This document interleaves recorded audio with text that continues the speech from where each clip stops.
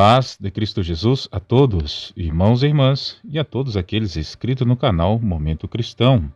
Sejam muito bem-vindos novamente e hoje vamos fazer o nosso estudo e análises sobre um tema bastante importante no canal, o qual será chamado de Maravilhados com a Imagem, Talmaso Eikon. Com isso, então, vamos abordar sobre este tema de hoje, a qual iremos falar sobre o momento atual a qual o mundo tem passado com as recentes notícias sobre a Igreja Católica e também sobre Jerusalém e sobre as profecias dos últimos tempos, a qual tem sido bastante aí para que juntos possamos chegar ao aperfeiçoamento do nosso conhecimento em relação aos tempos de profecias bíblicas que se encontram bastante atuais nos dias de hoje. Então vamos à leitura então. Recentemente fomos anunciado pela morte do Papa Francisco, chefe e líder da Igreja Católica Romana, a qual é uma das muitas secções do cristianismo, e com isso o surgimento de uma suposta profecia do último Papa, a qual foi dita ali pelo um suposto São Malaquias, que com o surgimento do oitavo Papa, este oitavo Papa seria então o anticristo, a besta da terra, o falso profeta. Mas será que existe alguma verdade bíblica nessas suposições e conjecturas? Bem, é isso que vamos falar, né? Revelações, capítulo 13, versículo do 11 ao 18. A besta que subiu da terra. E vi subir da terra outra besta, e tinha 2 chifres semelhantes ao de um cordeiro, e falava como o dragão. E exerce todo o poder da primeira besta na sua presença, e faz que a terra e os que nela habitem adorem a primeira besta, cuja chaga mortal fora curada.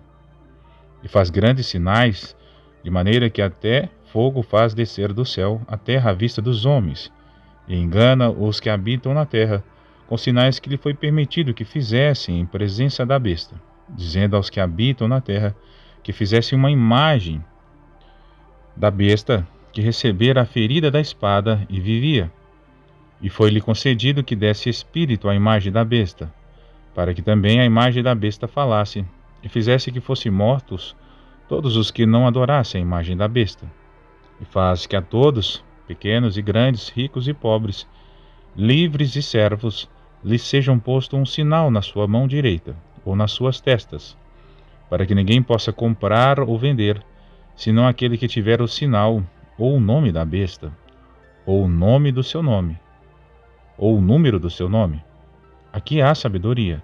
Aquele que tem entendimento, calcule o número da besta, porque é o número de homem, e o seu número é 666.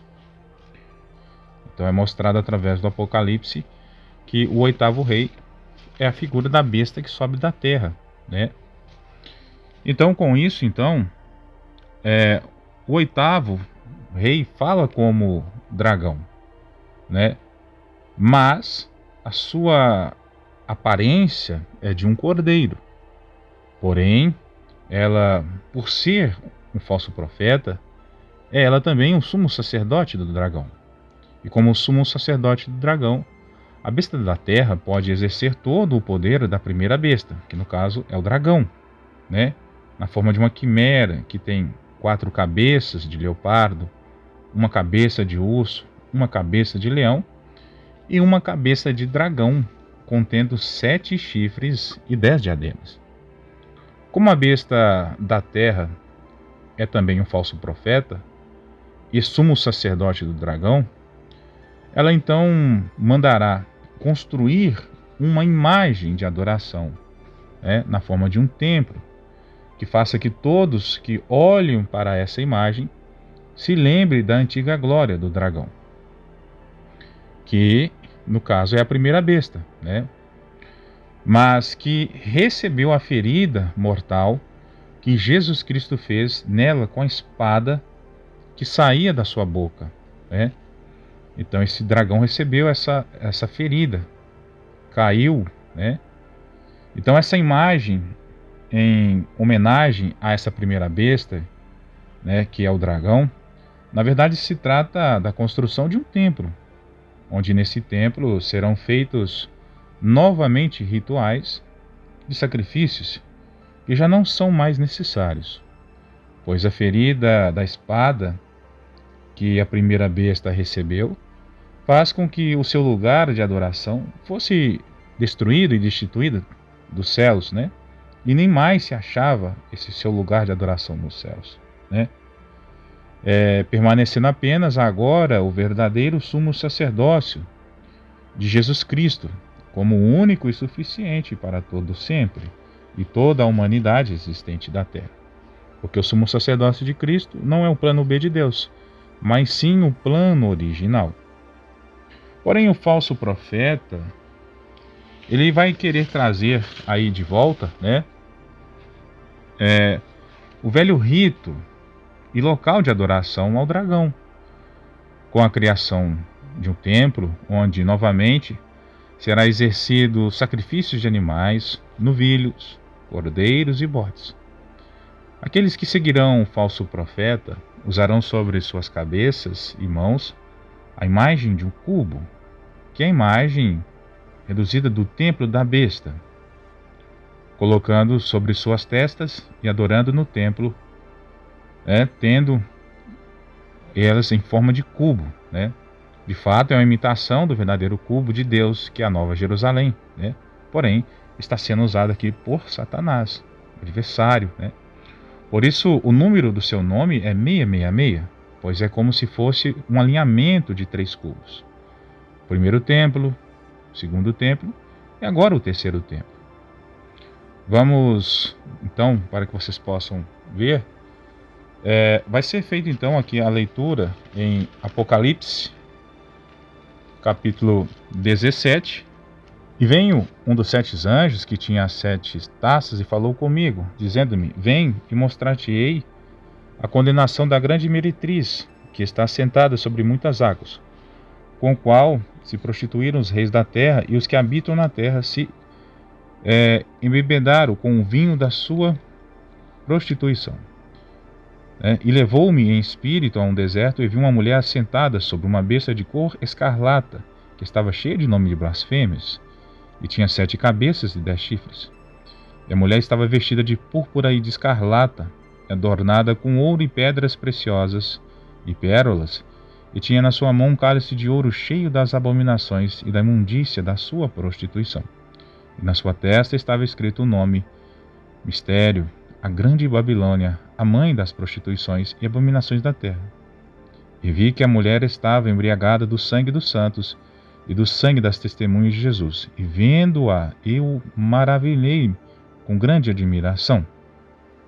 Então observa aqui, então, através dessa leitura, é que quando nós vamos então, o falso profeta, né, quando ele é descrito em Apocalipse capítulo 17, ele aparece aqui na forma de uma mulher, né, que indica uma forma de uma cidade, que é para indicar onde ele vai surgir, né, que se prostituiu com os reis da terra, né, e ela está assentada sobre a primeira besta, ou seja, a segunda besta está assentada ou montada na primeira besta, né. É que o falso profeta aqui, né, por estar sendo representado por uma mulher, é semelhante a Jezabel, né, com seu engano. Tem sobre sua testa o nome Babilônia, a mãe da prostituição. Ora, ela é mãe e não é filha, né? Ou seja, ela é a origem de todas as outras que vieram depois dela, né? E sobre as suas vestes, o sangue das 2 testemunhas, né, que outrora profetizava contra ela. Obviamente, as 2 testemunhas é a representação de pessoas que creram verdadeiramente em Cristo, independente se eles são gentis ou se eles são judeus. obviamente, são judeus que a gente fala que é judeus que são cristãos, né? E não judeus que seguem o judaísmo, né? Então, por isso, quando lemos aqui atentamente, né? Vemos atentamente na época do profeta João, os 5 reis já tinham caídos, né? Porque quando a gente faz uma leitura aqui novamente, em Apocalipse 17, né, é dito o seguinte, ó, a partir do versículo 8. A besta que viste foi e já não é, e há de subir do abismo, e irá à perdição. E os que habitam na terra, cujo nome não estão escritos no livro da vida, desde a fundação do mundo, se admirarão, vendo a besta que era e já não é, mas que virá. Aqui há sentido que tem sabedoria. As 7 cabeças são 7 montes sobre os quais a mulher está assentada. E são também 7 reis, 5 já caíram, e 1 existe. Outro ainda não é vindo, e quando vier, convém que dure um pouco de tempo. E a besta que era e já não é ela também o 8º, e é dos 7, e vai à perdição. E os 10 chifres que viste são 10 reis que ainda não receberam o reino, mas receberão poder como reis por 1 hora juntamente com a besta. Então, observe então uma coisa bem importante aqui, né? Que no próprio tempo de João, esses 5 reis já tinham caídos, né? E ainda no tempo de João, né, um rei, uma cabeça ainda existia, né, no tempo do próprio João, né? Essa cabeça já atuava no tempo de João, sobrando apenas a 7ª cabeça, onde tinha os 10 chifres, com coroas, né, cheias de diademas, né, cheias de pedras preciosas, né?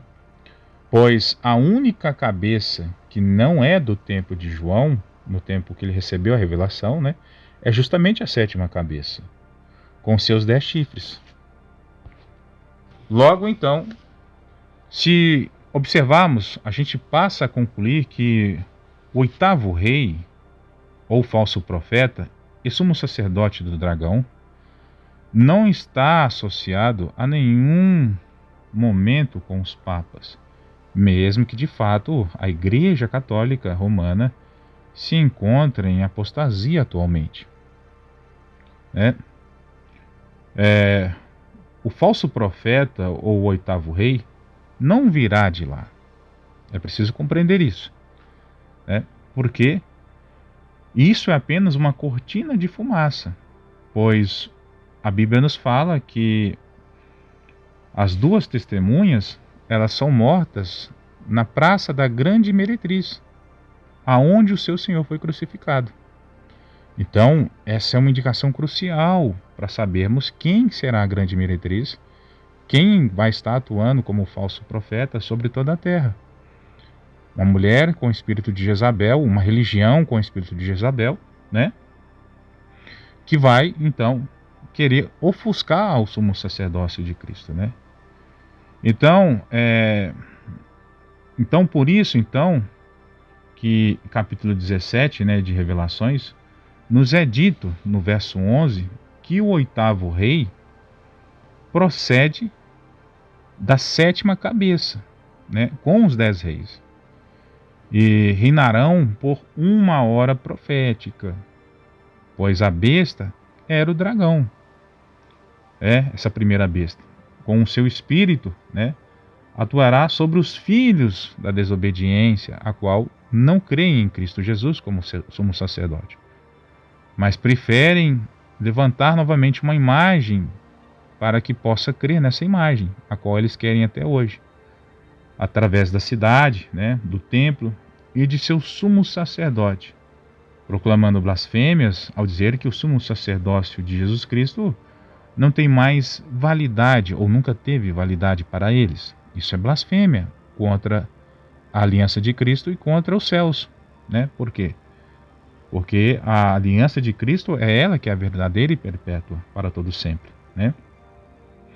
Então, essa blasfêmia, então, né, vai fazer então que agora todos no mundo, né, possa vir até lá, né, para adorar e oferecer seus sacrifícios de ofertas e adorações, né, no primeiro mês e no sétimo mês, a qual será utilizado aí pela besta e o falso profeta, né?